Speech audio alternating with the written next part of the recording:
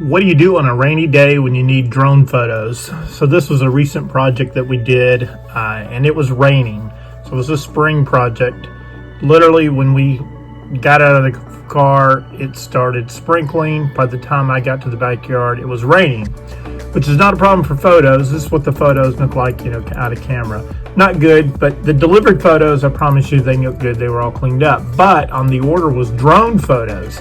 Can't fly a drone in the rain because you will have blurry photos. Some drones will fly in the rain, but getting photos and videos in the rain is impossible in aerial photos.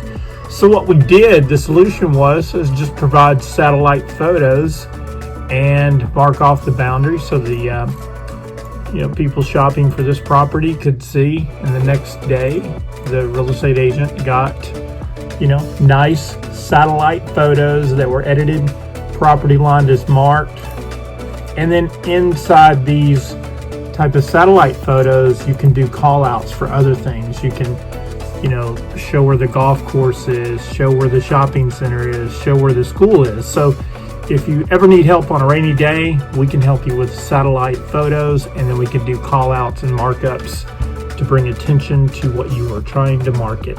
Thank you. This is Kenneth Bird with Real Estate Photographer Pro.